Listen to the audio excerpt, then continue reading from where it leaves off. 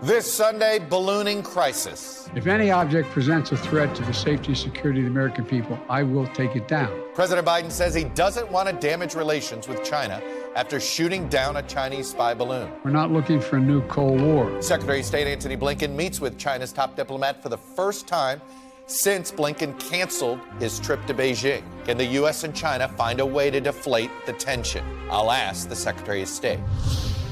Plus, critical moment. There is no doubt. These are crimes against humanity. The U.S. accuses Russia of crimes against humanity as the war approaches the one-year mark. I don't think the Ukrainians will just collapse or fold. I think they're going to continue to fight. Will the U.S. and its allies be able to defeat Putin without putting any NATO or U.S. boots on the ground? We'll get a report from the front lines.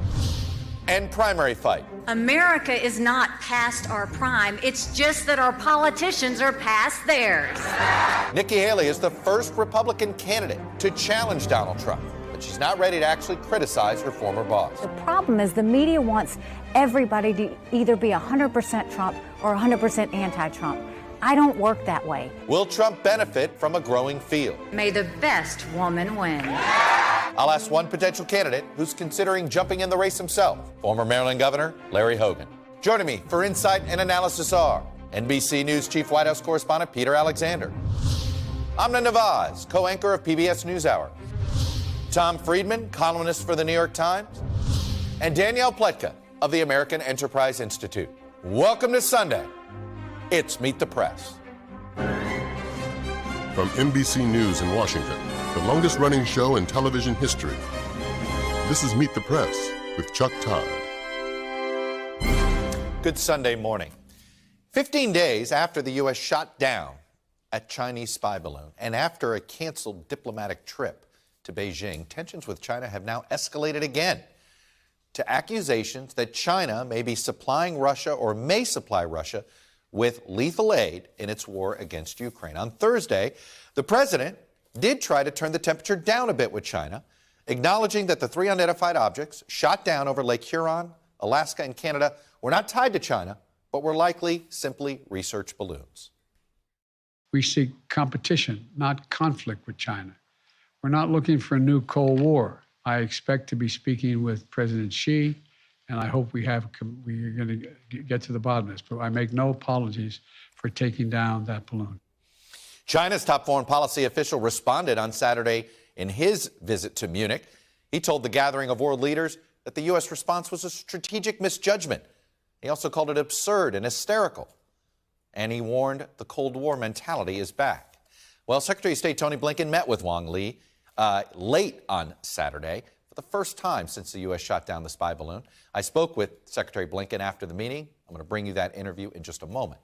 The war in Ukraine is dominating the conversation at the Munich Security Conference, more so than the balloon, if you will.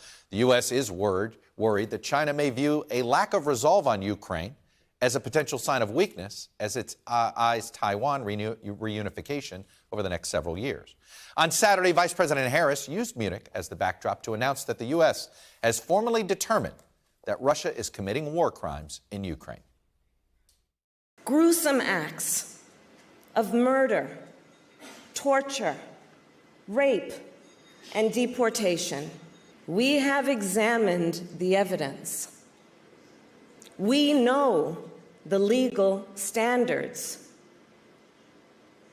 And there is no doubt these are crimes against humanity. This week, President Biden will be returning to the region, Poland specifically, where he spoke just weeks after the Russian invasion nearly a year ago. And he's going to go there to renew the promise to, quote, stand with Ukraine as long as it takes. But privately, administration officials have warned Ukrainian officials that there is a limit to the patience of the American public and the Western alliance. Ukraine is asking for dozens of F-16 fighter jets. And addressing the Munich conference himself on Friday, Ukrainian President Zelensky warned of fatigue. We need to hurry up. We need the speed of our agreements, speed of our delivery to strengthen our speed of decisions to limit Russian potential. NBC News chief foreign correspondent Richard Engel is in Kramatorsk, which is in eastern Ukraine, where a new Russian offensive is underway. And Richard, you and I were talking earlier. You said Russia's now engaging in a second war, if you will, a brand new war plan, because the first one didn't work on this one-year anniversary. So 1 year on, Russia's starting over again, effectively. Putin tried to invade this country a year ago. Many said he was suffering from hubris. He wasn't listening to some advisors or was being misadvised. He thought he could take Ukraine quickly, easily, topple the capital. Soldiers were bringing dress uniforms with them. They brought policing gear in order to manage the population. They didn't really think that the Ukrainian people would rise up and defend this country. It didn't work, and now, a year on, he's starting a totally new war, a new strategy, back to the basics. And instead of having his troops spread out all over the country where they have supply chain issues, logistics issues, now it's primarily focused near the Russian border, out here in the east, a very slow, destructive campaign, moving the front line or trying to move the front line forward into Ukrainian territory. But already, and we're about a week into this offensive, we're not seeing tremendous advances from the Russian side. So it seems like it's going to be a very, very slow campaign. And Richard, what does that mean for the Ukrainian strategy here in this war? Because if the Russian goal now is to essentially buy time, run out the clock, maybe run out the clock of support here in the United States or in Western Europe, how does Ukraine counter that? Well, it's a problem because Russia's also depleting ammunition in this country. Ukraine is running out of air defenses. It's running out of tank rounds. So with this slow, destructive strategy that Putin is trying right now, he hopes that not only will Western support dry up over time, but that the Ukrainians eventually will lose the ability to maintain this fight and to sustain this fight. So, in a sense, if he's willing to lose a lot of troops, and by many accounts, Russia's losing more troops now than at any stage since this conflict began. If Russia's willing to lose that many troops, over time, the Ukrainians will be dangerously low on both anti-aircraft and regular munitions. Richard Engel getting us started on the ground force in eastern Ukraine. Richard, thank you. Turning now to my interview with Secretary of State Tony Blinken. I spoke with Secretary Blinken on Saturday evening, directly after his meeting with China's top diplomat, and I asked him about the growing tensions between the two countries. I know you just got out of a meeting that in diplomatic terms is called On the Margins with your counterpart, Wang Li of China. I have read the readout we have stated about what you said to him. I guess what I'm more concerned about is, what did he say to you? Number one, did it begin with an apology for the balloon? Chuck, I don't want to characterize what he said. I don't think that would be appropriate, although I can tell you, no, there was no apology. But what I can also tell you is this was an opportunity to speak very clearly and very directly about the fact that China sent a surveillance balloon over our territory, violating our sovereignty, violating international law. And I told him quite simply that that was unacceptable and can never happen again. We're, of course, not the only ones on the receiving end of these surveillance balloons. More than 40 countries have had these balloons fly over them in recent years, and that's been exposed to the world. I also had an opportunity, because we're here in Munich, as you know, focused primarily on Russia's ongoing aggression against Ukraine, to share our very real concerns about China's support for Russia in that war. And what we've seen in over the past years is, of course, some political and rhetorical support, even some non-lethal support, but we are very concerned that China is considering providing lethal support to Russia in its aggression against Ukraine. And I made clear that that would have serious consequences in our relationship as well, something that President Biden has shared directly with President Xi on several occasions. Finally, I underscored the importance of having direct lines of communication, the importance of continuing to engage in diplomacy between our countries. I think this is something that the world expects of us. They expect us to manage this relationship responsibly. And so it was important that we had that opportunity this evening here in Munich. I want to start with what I think is the newer piece of information that you're sharing, and I know that we've been reporting separately, this concern that China is considering potential lethal aid in this war to Russia. What evidence can you share with us that indicates your concern that they're going to escalate their help to Russia? As you said, they've been helping them rhetorically. They've been helping them maybe by buying cheap oil. But what is the other evidence that you have here that they're thinking about doing more? Well, Chuck, China's trying to have it both ways. Publicly, they present themselves as a country striving for peace in Ukraine. But privately, as I said, we've seen already over these past months the provision of non-lethal assistance that does go directly to aiding and abetting Russia's war effort, and some further information that we are sharing today and that I think will be out there soon that indicates that they are strongly considering providing lethal assistance to Russia. To the best of our knowledge, they haven't crossed that line yet. What form is that? But as we're sharing. Yeah, in what form? Chuck, I don't want to get into the details in this moment, but there are various kinds of lethal assistance that they are at least contemplating providing, to include weapons. What else would you describe as lethal assistance that wasn't weapons? Again, I'll let the information that we have and that we're sharing speak for itself. But the main concern is material support to Russia's war effort that would have a lethal effect. The material support, I understand you want to let it speak for itself. Can you give me a little bit more here? I mean, that's a huge charge. I mean, that is an escalate. We're at another level of escalation here if our two biggest rivals are now in cahoots in a war essentially against the West. Chuck, what I want to stress is this. We see China considering this. We have not seen them cross that line. So I think it's important that we make clear, as I did this evening in my meeting with Wang Yi, that this is something that is of deep concern to us. And I made clear the importance of not crossing that line and the fact that it would have serious consequences in our own relationship, something that we do not need on top of the balloon incident that China's engaged in. What kind of consequences are you talking about? What did you share with him? Look, I'm not going to get into that, but I can again tell you that this is something that President Biden has raised directly with President Xi. And if he's raised it directly with President Xi, so this is not new, this warning here, it looks like so far they've not heeded the warnings? No, again, this is something that President Biden has shared with President Xi almost going back to day one of the Russian aggression against Ukraine. They spoke, I think, 2 or 3 weeks into the Russian aggression back last March. And at that time, in that very first conversation after the Russian aggression, President Biden said to him, it's going to be very important going forward that you not provide any direct military support to Russia for this war in Ukraine, as well as engaging in any systematic efforts to evade the sanctions that we've imposed on individuals and companies who are aiding the war effort in Ukraine by Russia. So this is something that we've been concerned about from day one, because you remember, Chuck, that just before the Russian aggression, President Xi and President Putin got together and talked about a partnership with no limits.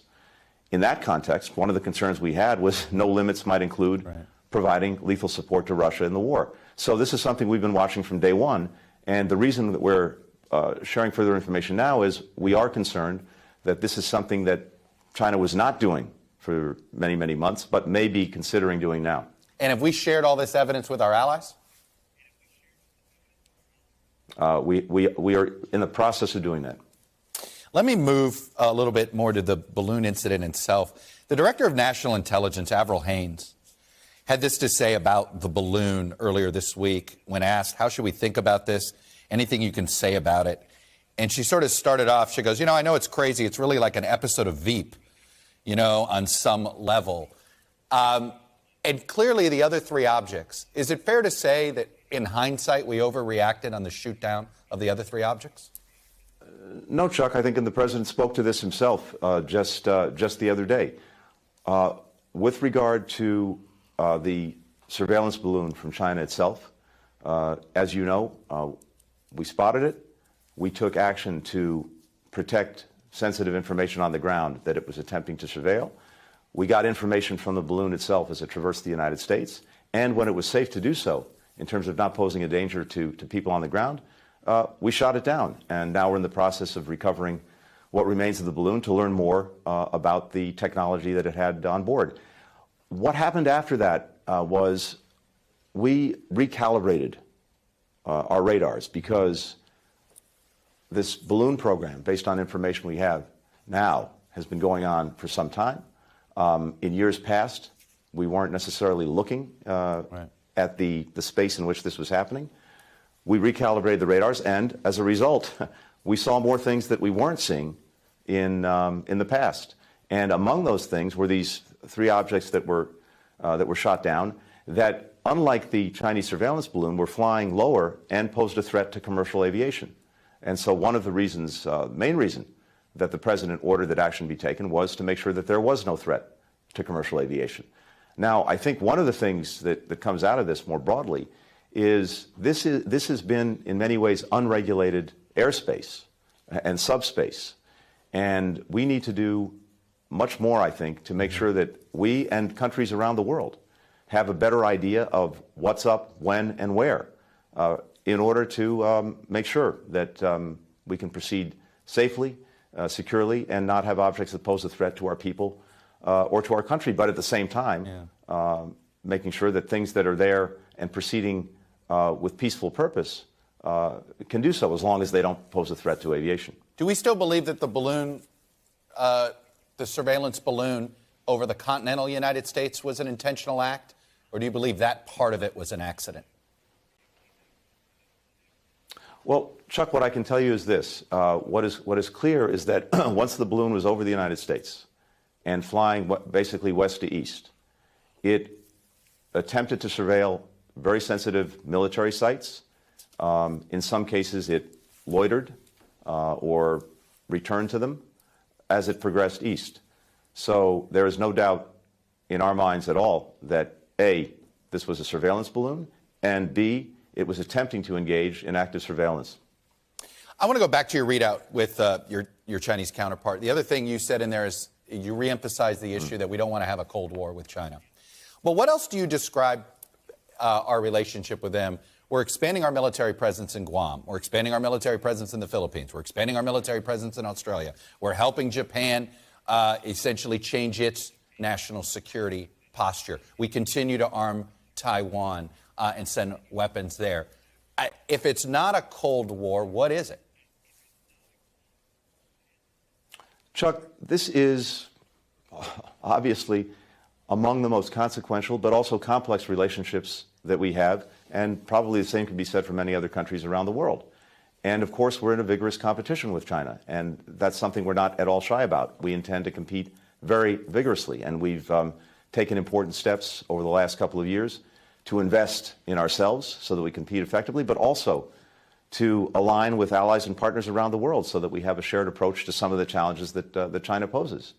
And as we're doing that, we have a strong interest in trying to manage the relationship responsibly and to make sure, to the best of our ability, that competition doesn't veer into conflict or into Cold War. I don't think that's in our interest.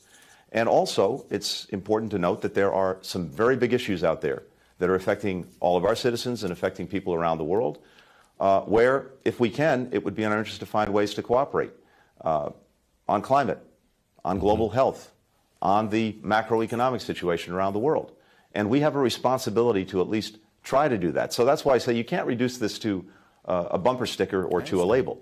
It's complicated, it's consequential, and we need to manage it responsibly. Yeah, complicated sounds like a pretty good description, the complicated relationship, which I think people on social media could understand. I want to also quickly ask, did you reschedule a meeting, reschedule your visit to Beijing? Did this meeting do that, or does President Biden need to speak with President Xi first? No, we didn't talk about that tonight. We really focused on the balloon incident. We focused on some other areas of concern that we have, and as I noted, the main one, which is the concerns about Chinese support for Russia and its war of aggression against Ukraine. We also talked about the most recent North Korean missile launch and our view that China, given the relationship it has with North Korea, should try to use its influence to curb these kind of actions coming from North Korea. I know we don't have a lot of time, and I obviously had a ton of questions on the war in Ukraine, but let me ask this one, which is, I had Robert Gates on here a couple weeks ago, and he thought the only real red line for Putin was Crimea. Are we ready to, if President Zelensky wants to retake Crimea, are we going to be there to support him on that? Or is that something we've told him, why don't you focus on everything else first?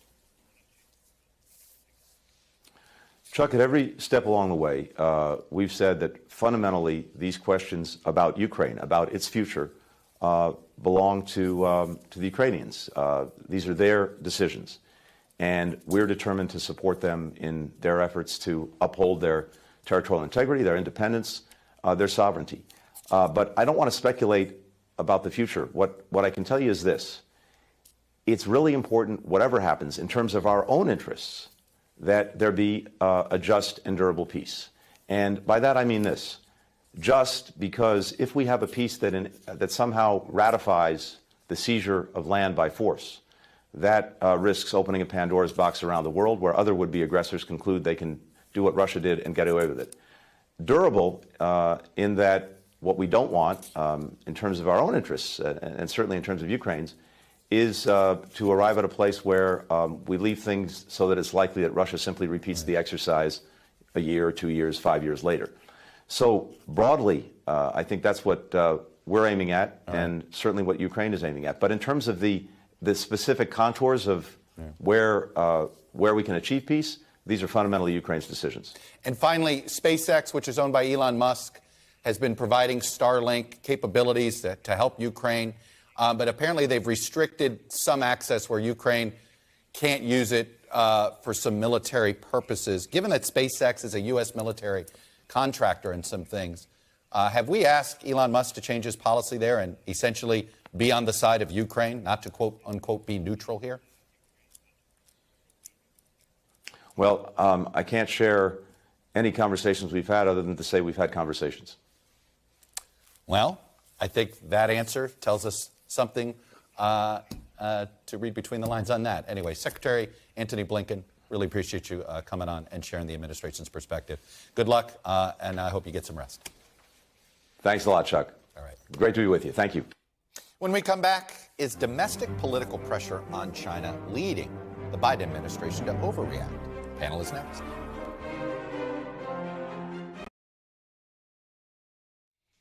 Welcome back. The panel is here. NBC News Chief White House Correspondent Peter Alexander, also co-anchor of Weekend Today. Amna Nawaz, the co-anchor for PBS NewsHour. New York Times columnist Tom Friedman. And Danielle Pletka, the senior fellow at the American Enterprise Institute. I have a really good group here to talk China and Ukraine. Tom, let me start with you. This feels like we are at a moment we've never been with China, are we? I think so, Chuck, because if you go back to the start of the war, President Biden spoke with President Xi, and Jake Sullivan spoke with his Chinese counterparts. They made one major point. You will not intervene militarily in this war on Russia's side. And if you do, it will affect your two largest export markets, the European Union and the United States of America. The fact that a year later, China is considering that, according to the administration, I find harrowing, because that really... Do you find it believable? Why would China do this? Well, it's interesting. I think China, first of all, they would like the war prolonged because it keeps us tied down, and we're burning through all our weaponry and all our military stocks. I think also they like a weak Russia that's forced to be economically dependent on them, but they don't want a collapsed Russia. That's a very bad signal for Taiwan, that if the West could take Russia down. So I think the Chinese might be concerned about that. But I think you cannot exaggerate how important it would be if China did that. Then this becomes a true world war. It affects every global market. Right. And we're in a completely new world. What would be our consequence to them? He wouldn't say what the consequences are. Dana, what should they be if China intervenes? We still have an extraordinarily robust trading relationship with China. They are unbelievably dependent on exports, both to the United States and to the European Union. So they would be testing our resolve. Right now, we limit certain things that are coming from China. We are trying very casually to decouple our economy from the Chinese economy, but we haven't done it in any effective way. So they would be testing our willingness to take a lot of pain in order to punish them. It's a very weird call. I'm trying to figure out where we are here, Peter, because you had this interview with the president after he did this speech that was trying to tone things down. And in some ways, it matched the rhetoric we heard from, I want to play something from Avril Haines. I referenced it in the interview, but I'm going to play this comment from Avril Haines and how she talked about the balloon incident late last week at an interview in Columbia University. Take a listen. How should we think about this? How, if you can, whatever you can say about the balloon, please. I know, it's so crazy. It's really like an episode of Veep, you know, on some level. Like, I'm just like... So here's our director of national intelligence, sort of almost like dismissive of how things went. The president's trying to ratchet things out, and then all of a sudden, 48 hours later, we're on the brink of a world war. Well, that's what's most striking to me. The conversation I had with the president on Thursday, he said, I think the last thing she wants is to fundamentally rip up the relationship with the United States and with me. He was saying that these conversations need to continue. Direct communication is critical. And then you hear what appears to be a very different strategy from Antony Blinken speaking to you just moments ago, where he effectively, you know, is dialing things up, it appears. That it would appear that the relationship is escalating. And the point that he wouldn't get to, that you try to pin him down on, is what is that new evidence that China is trying to provide lethal aid to Russia right now? Notable that he won't say it, because you remember when this war began in Ukraine, the U.S., Antony Blinken, was very quick to say that there was now declassified information showing that Russia was going to invade. They were right on. So why not call them out with the evidence as it exists here? No one could identify what that evidence is. They just said to me, for China, nothing is off the table, is their view. It does feel like there is a bit of, do they want to dial things down or do they or not? I mean, to Peter's point, I want to see what that intelligence is. I want to know what the evidence is to back up those claims, because Secretary Blinken was not the only one to make that assessment. We had Vice President Harris in her speech at Munich mimicking that same language, warning China not to provide that lethal aid. So I'm curious what's driving that more overt public stance right now. But we know that the U.S. officials have been concerned about ongoing tacit and some tactical support China's been providing to Russia since the beginning of the war. To Tom's point, they made that warning early and very clear and publicly. A lot of that has been economic until now. We know in the last year, China's economic trade with Russia has only deepened. And that means imports have increased, some 40% from Russia, exports over some 10%. Even though they imported less crude oil overall, China, last year, they imported more from Russia to the tune of some $60 billion. I mean, that undermines the Western effort as well to mitigate their oil revenues and also further fuels the war in Ukraine. Let me shift the conversation to the larger question, Tom, which is our domestic politics actually going to ratchet up tensions a little bit here with China? Look, you've been chronicling the rise of China, arguably, for all of us to watch for 30 years in some ways. Did we get it wrong? Did we get the entire idea of what we were trying to do with China, thinking economic security for China will bring security to the globe? I think that chapter is not finally written, Chuck. What we've seen in China since 1979 to today is originally China came out and said, we're going to open ourselves to the world, we're going to engage with the world, and we're not going to be a military threat to the world. And that kind of worked for them. They brought 800 million people out of poverty faster than any time in world history, and we had no great power war during that period. That starts to change. 2006, 2010, first under Hu and then under Xi. Suddenly you get a much more aggressive China in the South Asian Sea. You get a China that's much more difficult at home, takes over Hong Kong, does these things. And I would say to them, how's that working for you? You grew at 3% last year, like half your, you've triggered now a global ban, basically, on semiconductors, which are the oil of the 21st century. China's basically saying, oh, we'll deal with that. We'll push back our own. Really, I say, that's like telling me the Chinese national basketball team is going to play the global superstars in basketball on semiconductors forever. Yeah. So I really wonder where they're going with this. All right. I'm going to leave the conversation there. Up next, Nikki Haley. was the first Republican to take on Donald Trump this week. Will Trump benefit from a growing field? The former governor of Maryland, Larry Hogan, who's mulling his own bid, joins me next. Welcome back. Nikki Haley formally launched her presidential bid on Wednesday in South Carolina, making only one reference to her former boss, Donald Trump, but saying not so subtly, it's time for the party to move on. I have a particular message for my fellow Republicans. We've lost the popular vote in 7 of the last 8 presidential elections. Well, that ends today. Former President Trump wasted no time in attacking Haley, trying to tie her to Hillary Clinton and Paul Ryan. Early polling shows the Republican race starts with 2 clear frontrunners, Donald Trump and Florida Governor Ron DeSantis.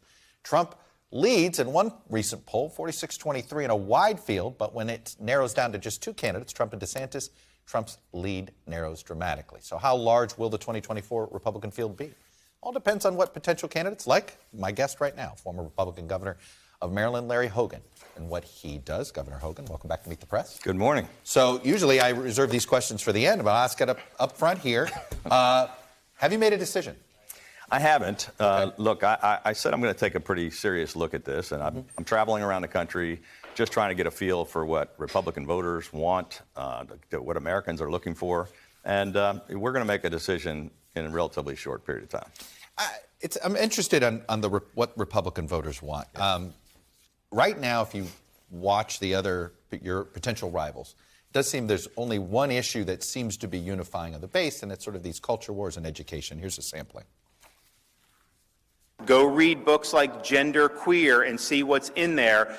It's inappropriate. So we've armed parents the ability to object to that and to make sure that they're having education and not indoctrination. Across the country, parents' rights are being trampled by a politically correct nanny state that's ruining our schools and telling parents that they have no role in their children's most important decisions. There was all this talk about the Florida bill, the Don't Say Gay bill. Basically what it said was you shouldn't be able to talk about gender before 3rd grade. I'm sorry, I don't think that goes far enough. My question to you is not whether this is a legitimate issue to be talking about. It's about whether this is the main issue or not. Do you view this as the main issue for 2024? No, I think it's an important issue, and I do hear it. And people are concerned about this as I travel around the country because, most people just don't think we should be talking about, things like sex to young kids, and that parents want to be more involved in the decisions about what their kids are being taught. However, I think some of this rhetoric is, demanding that things be done a certain way, or that you can't say this or you can't say that. We've got to be really careful. I know. About. Does it feel like you're going the other way? Like it's sort of like you're on one hand, you've Governor DeSantis claiming, "Hey, I don't want all of this, but I'm going to tell you exactly what you can say, and I'm going to tell you what you can't say." Well, I'm a small government, common sense conservative, and to me, it sounds like big government and authoritarian. You have to agree with me, and I'm going to tell you what you can and can't do. So, but it's an issue. It's not the most important issue. I think more people are concerned about the economy, inflation. They're concerned about crime. But education's one of the things that we've got to talk about. I guess the larger question I have for you, and I feel like you really are sort of an old school Reagan Republican. There were 3 legs to the stool: strong on national security, low government, low taxes, right? Small government, so low taxes, and the culture issues. And it seems right now it's only the culture issues that unites the party. That the party is actually divided on the other 2 issues. Do you agree with that? Well, I agree, and that's I've been talking out about the important issues for a long time, and I was a Republican governor in the bluest state in America and got things done working across the aisle with Democrats. I can tell you it's not what everyone's talking about, but I think some people are making the calculation that base primary voters in the Trump lane, that's what they want to hear about, and so a lot of candidates are focusing on that. But you can't dismiss it, but I don't think it should be the only thing we're talking about. If you do run, the RNC is trying to get people to pledge. If they want to participate in their debates, their sanctioned debates, you have to pledge to support the nominee no matter who it is. You had an interesting exchange with Hugh Hewitt, and I don't know where you stand on this. Where do you stand on this? Well, I think it's kind of silly because it's not going to happen. We already know President Trump has said numerous times he refuses to. So if he refuses, why should you, right? Well, I mean, if they say you're not going to be on the debate stage, if you won't commit to support the nominee, then President Trump won't be on the debate stage, and I don't think anybody believes that that's going to happen. But look, I think I think, I'm a lifelong Republican who wants to support the nominee of the party, whoever that is. However, I've said before I didn't support Trump. I wouldn't support Trump. I'd put the country ahead of party and not put somebody in that should not be the president. If you thought your candidacy was going to contribute to inadvertently helping Donald Trump, would that be a reason not to run? That'd be a pretty good reason to consider not running. Absolutely. I mean, I care much more. I don't care that much about my future in the Republican Party. I care about making sure we have a future for the Republican Party. And if we can stop Donald Trump and elect a great Republican, common sense, conservative leader, then certainly that would be a factor. I'm curious, in a court filing this week, Dominion Voting released a lot of internal communications inside of Fox News. However people want to classify Fox News, I'm going to use the description of conservative town square. It is the town square for conservatives. Are you concerned that we now have evidence that essentially the moderators of this town square refused to tell the truth to their viewers because they were afraid of offending them? Look, I am concerned about it, and I don't know all the details of it. We're just seeing some of these facts come forward with this Dominion case. But I think I've been concerned for a long time as I talked to conservative leaders who agreed with what I was saying. I was pretty out there, pretty direct answering some of these questions about January 6th, about the election wasn't stolen. And many of them would say it privately, but then they would go out and say almost the complete opposite. And it sounds like that's what some of the hosts on Fox News did. And I'm hoping that now more people are starting to say exactly what they believe. But, Governor, I mean, you look at it, this Michigan Republican Party just elected an election deniers party chair, the Kansas Republican Party. It feels like the conservative town square is lying to the base, and this is what happens. Well, there's no question there's a lot of misinformation out there, and I am concerned about some of the parties and people are taking over that are believing conspiracy theories. And I think we've got to get back to a bigger tent party that can appeal to more people. Otherwise, we're going to keep losing elections. What is your timeline?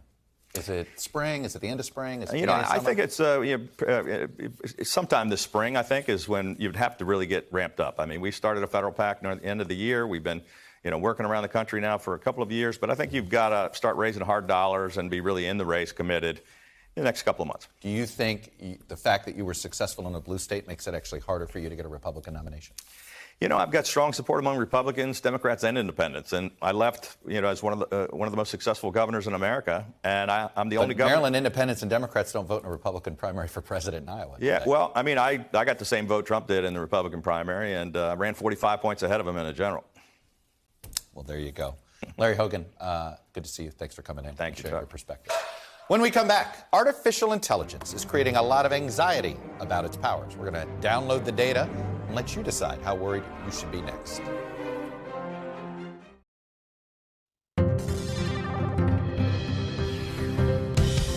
Welcome back, Data Download Time. Technology is constantly transforming our lives. It garners both excitement and skepticism. And the recent boom in artificial intelligence is now no exception. So let's start with why we've been hearing so much about AI lately. It's due to one thing, the arrival of something called ChatGPT, launched late last year.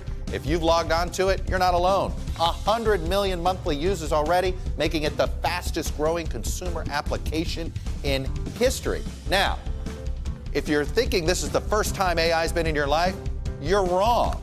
And most people don't realize it. Just 30% recently told a Pew survey correctly were able to identify places where AI is a part of their lives. Your fitness tracker, that's AI powered.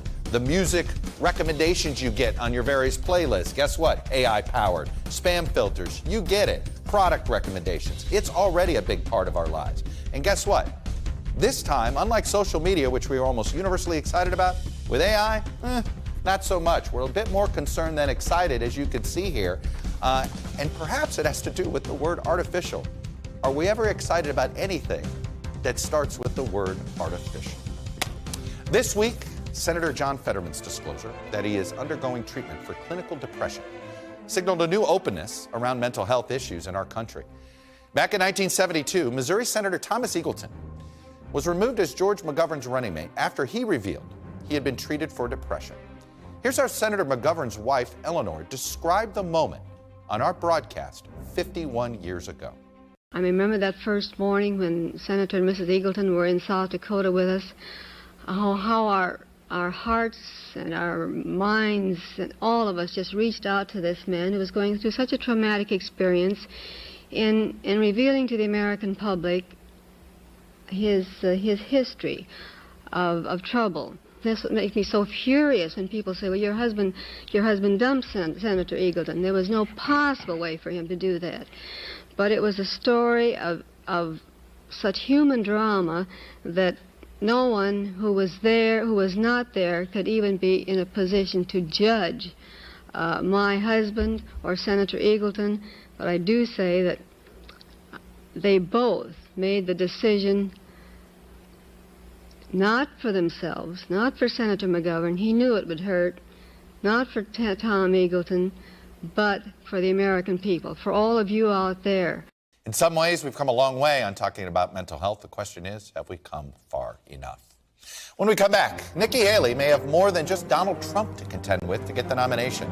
Florida Governor Ron DeSantis is already the co-frontrunner, even before he's announced. Welcome back. Well, we had a presidential launch this week, Amna. And what I thought was interesting about it is that Nikki Haley got major candidate treatment. Yeah. And I think that's a big deal. Now, the one thing that surprised me a little bit is her decision not to take on Trump. Well, she got that treatment because she's the first to announce. She's the first to challenge former President Trump. I'd like to be clear about that. And that's a longer runway for people to kind of take a look at her. But Nikki Haley always had that complicated relationship with Donald Trump, right, where she was anti-Trump and then she worked with him. And now since she's left and even since she's launched her election campaign, she's not anti-Trump. She is occupying an entirely different lane altogether because that culture warrior superhighway, that is full. They've got two trucks, the DeSantis truck and the Trump truck, rolling down that. She's in a parallel lane. She's sort of anti-Trump without saying so, and not into the culture warrior stuff, but also really not differentiating herself when it comes to policy. There's a lane there. There's enough Republicans who say in recent polls, more than half of them, I said, say they don't want to vote for former President Trump. That's who she's trying to appeal to.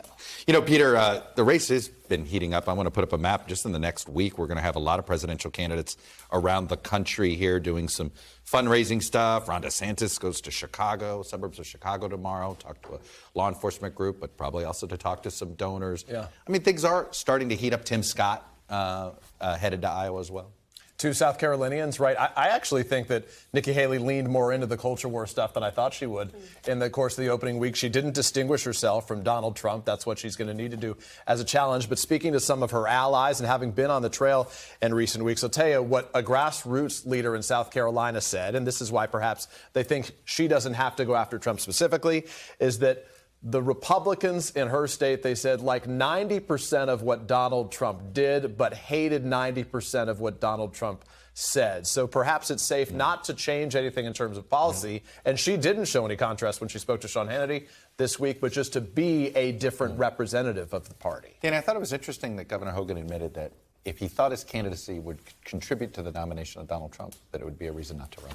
Yeah, that was a very gentlemanly thing to say. You don't see a lot of that in politics. On the other hand, gentlemen tend not to finish first in politics. I think what's interesting about all of this is that you're going to see a battle for the soul of the Republican Party in this primary. At least I really hope so.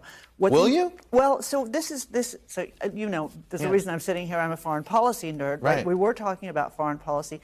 There actually is a post-Trump split in the party now with the isolationists, a lot of the Republicans, the sort of Tucker Carlson wing of the party, J.D. Vance, those guys who are not interested in supporting Ukraine, who are not interested in us having a stronger military, who want to cut defense spending. Nikki Haley is of the old Reagan school on that. So she's solid on the culture stuff. She's solid on the society. She's good on the economics, but she's also good on foreign policy. I want to see that fight happen inside the party. I guess the question, Tom, is did the fight happen in 2016 and Trump won? Yeah, I mean, to some extent, one of the things that, just in reading up about Nikki Haley, that really struck me, Chuck, and I'm like Danny, I'm not a no, you guys are absolutely. Yeah, but what really struck me is that she was against Trump originally. In fact, said we shouldn't have a president who couldn't denounce the KKK. Then she was for Trump and served in his administration. Then after January 6th, she was against Trump. Then she was for Trump as she thought of running again. Then she was kind of against Trump in these coming out interviews. She describes herself as tough as nails. But in her opening bid, Dan Balz pointed this out in the Washington Post today, she decried the 1619 Project in the New York Times being, over the top on racism. She talked about the killing in Charleston in a black church.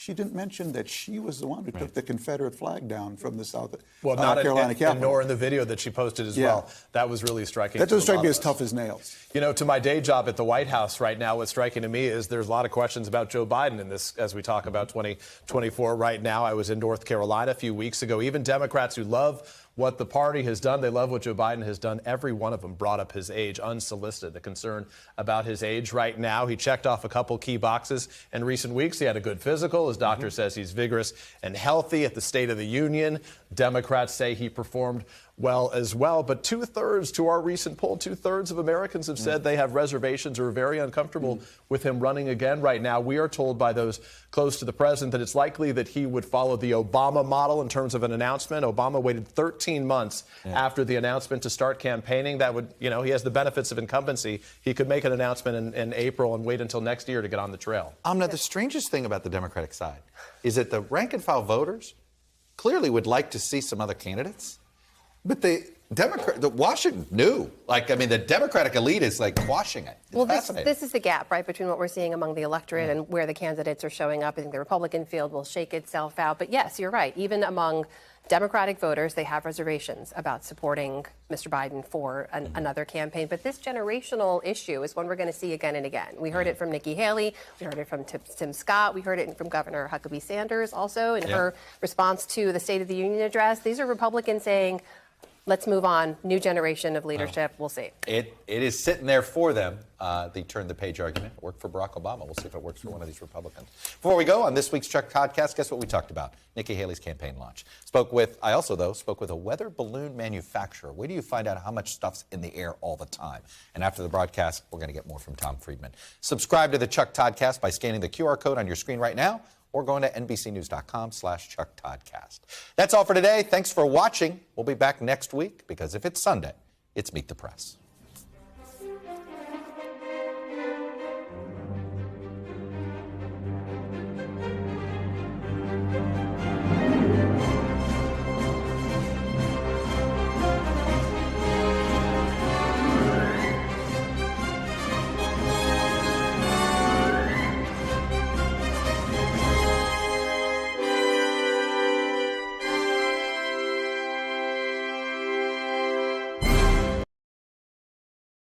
Thanks for watching our YouTube channel. Follow today's top stories and breaking news by downloading the NBC News app.